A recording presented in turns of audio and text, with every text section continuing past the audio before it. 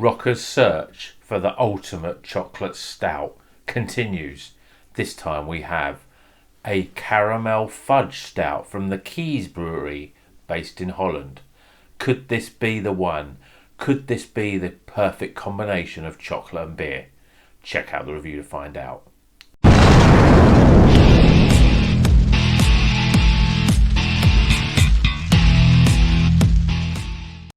Welcome back to Rocker's Beer Review. Today we're going dark, we're going chocolatey, we're going chocolatey caramel fudge stout.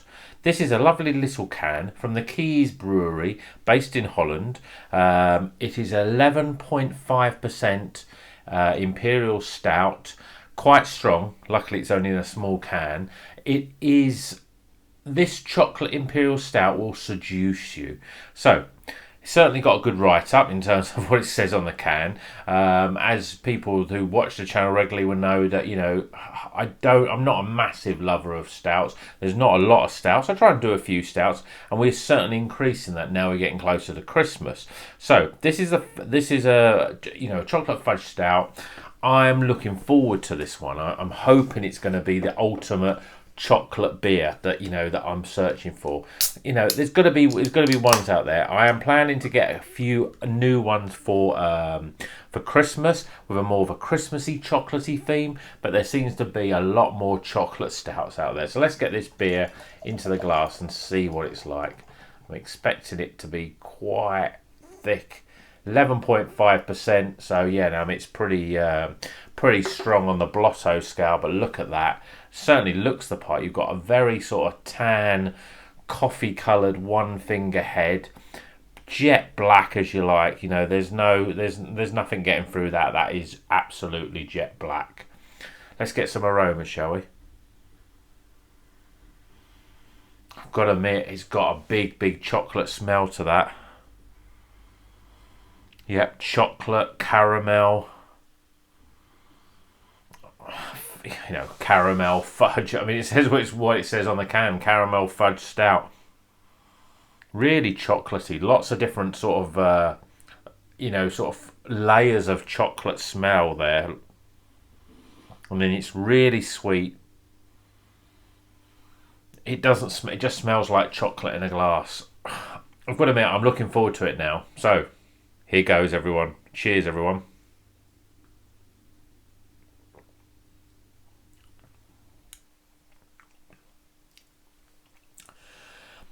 It's really thick, luxurious, chocolatey. Bitterness is, is a medium sort of bitterness. Not. There is a sort of that sort of malty, sort of stout-like flavour, but it's quite dialed back, and the chocolate and the sweet caramel is a lot more up front.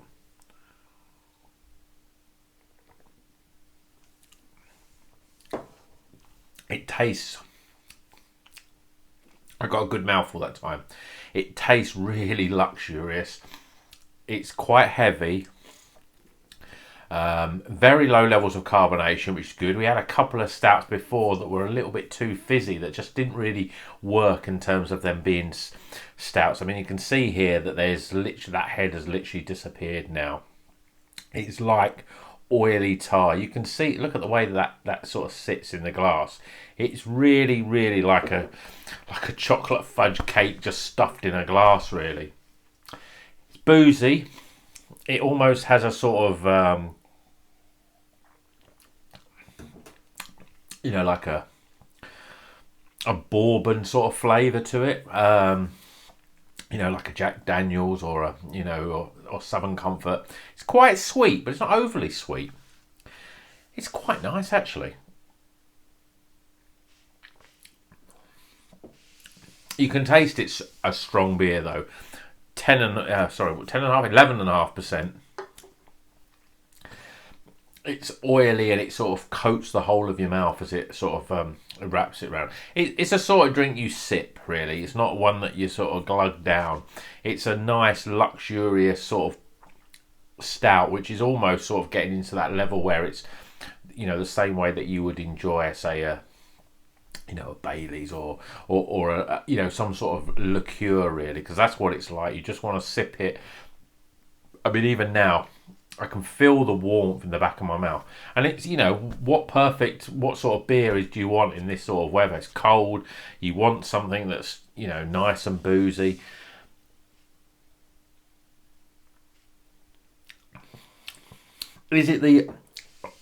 What's the negative of it though? Yes, you get that chocolate, and you get that. It's not overly sweet. I've had some sort of chocolatey stouts where you get a little bit, the sweet balance is too much. This isn't overly sweet, but then that means you get more of that warmth and more of that sort of maltiness, and the chocolate sort of fudge is there, but it's not overly sweet. Is it chocolate in a glass on its own? You still know it's a stout.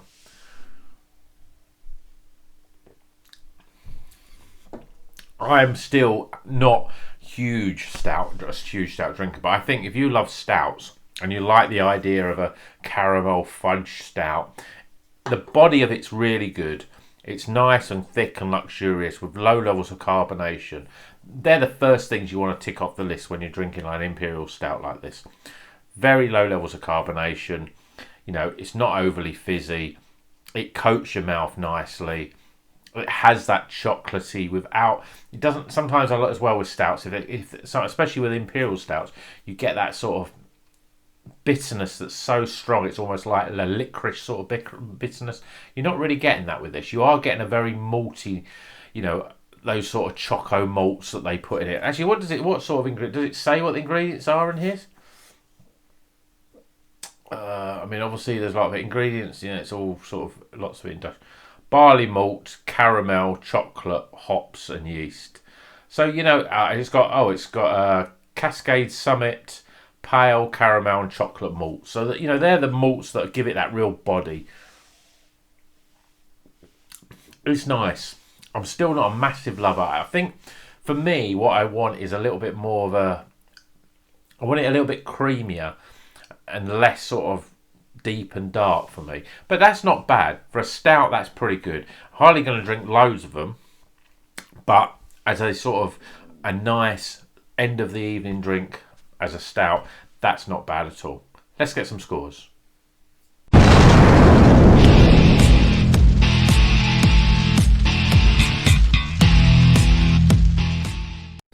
Okay, the scores are in for the Keys Brewery Caramel Fudge Stout. Coming in at 11.5%. It's a big one. I'm glad it's a small can. So first things first, one of the best things about this is the aroma. Really sort of luxurious chocolate. It's almost like you've got a dark chocolate, that sort of truffly sort of chocolate smell. Then it's sort of got an underlying sort of fudge, sort of caramel sort of aroma that goes with it. It smells really good. You don't get that overly maltiness that you can get on some stout aromas. It smells like chocolate, really, and I think that's really good. So I'm giving it a good 16 out of 20 for aroma. Appearance, well, I mean, it's black. It is absolutely jet black. The head, we had a little tan head to begin with, but that literally has disappeared. It almost looks like it almost looks like oil in a glass. I mean, it's got that sort of body to it as well. But it's nice. It's jet black. I'm giving it an 8 out of 10 because some stouts, if it's a bit clear or a little bit bubbly, too many gassy bubbles in it, that ruins it. But that is a jet black. Really nice and luxurious. 8 out of 10. Flavour wise, so you get that sort of chocolatey flavour, but it's not overly sweet. And then you've got a slight subtle hint of sort of that sort of caramel fudge sweet sugary sort of taste. But it's the sweetness is very much dialed back. But at the same time, there is an underlying sort of malty bitterness, but it's quite subtle.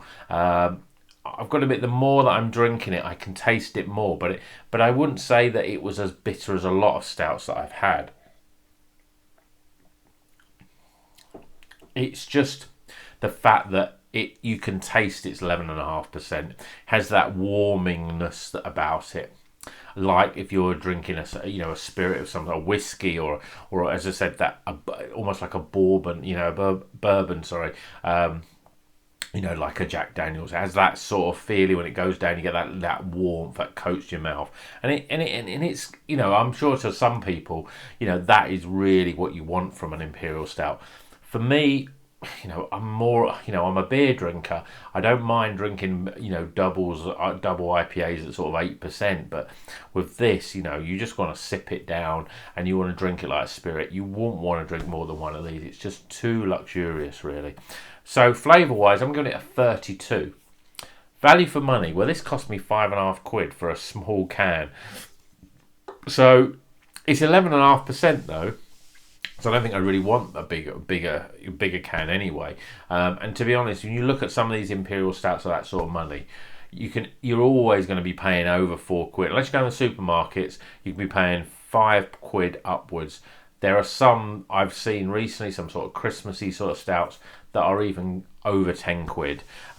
So £5.50, which that costs, is not too bad. But it's still a lot of money for one beer. So I'm giving it 7 out of 10. And in terms of my overall experience, well, I'm giving it a 12 out of 20. For a stout, it's not bad.